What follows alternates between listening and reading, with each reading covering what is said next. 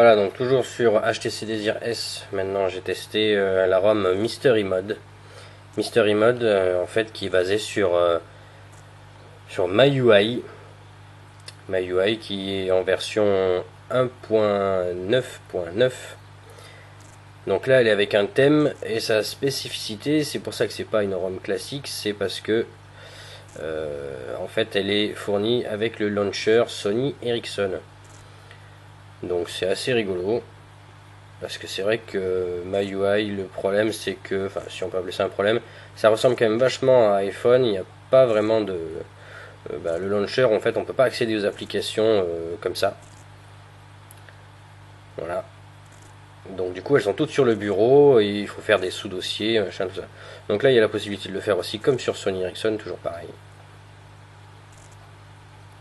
Voilà. Le petit plus aussi, c'est qu'on va trouver fourni directement à l'intérieur Timescape, Beautiful Widget, et un lecteur audio assez sympa. Timescape par exemple, je vais vous le montrer. Donc c'est vrai que vraiment comme sur Sony Ericsson, bon, il y a le petit truc qui est pas top, c'est que on n'a pas le widget en fait. Donc c'est un peu dommage, parce que du coup on est obligé d'aller dans l'application. Le widget aurait été sympa, puisque voilà. Hop. Lecteur audio. Ah oui, petite particularité aussi, c'est que tout simplement elle ne se trouve pas en français. Ce qui est embêtant quand on ne parle que français. Voilà. Mais sinon, après au bout d'un moment, on connaît les menus et sous-menus par cœur, ce qui fait que ça pose pas trop de problèmes.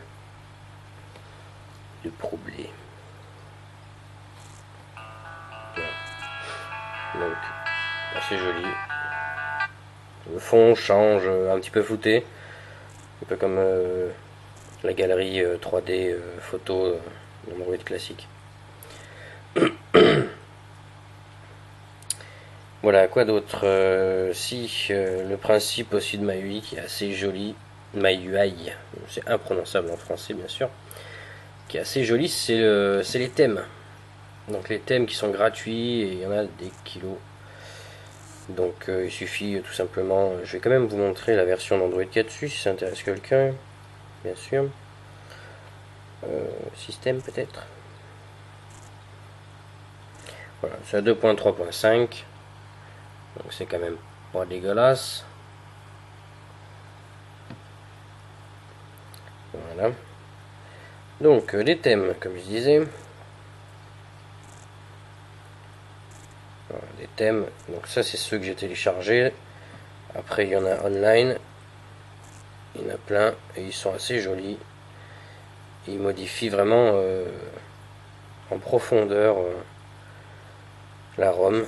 Je vais vous montrer par exemple sur ce thème là, on va avoir le téléphone. Voilà. Hop. Donc tout est sur le style un petit peu métallique, futuriste, comme ça. Hop. Je reviens. Qu'est-ce que je fous? Les messages. Et donc je vais vous montrer maintenant ce que ça donne. Avec le thème, par exemple, le thème d'origine.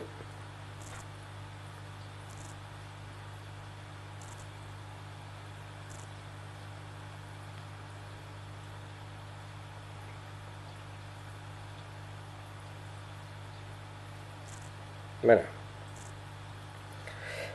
Donc le launcher se relance.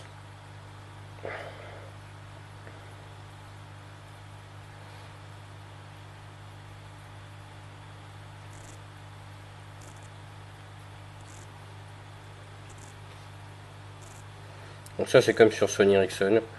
Moi je trouve que c'est un peu bordélique, mais bon. Chacun son avis. Voilà, donc on est dans une version plus classique là de... Voilà, donc si je m'appelle... Les menus sont jolis, c'est bien fait.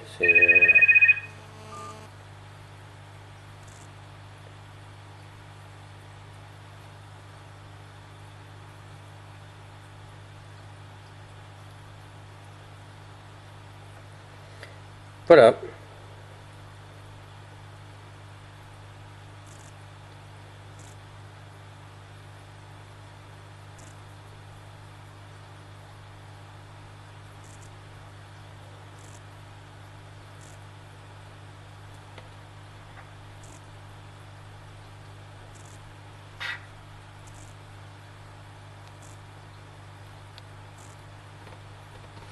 Donc quand on le met en chargement, ça devient vert, ça fait une petite lumière comme ça, un petit peu douce, c'est joli.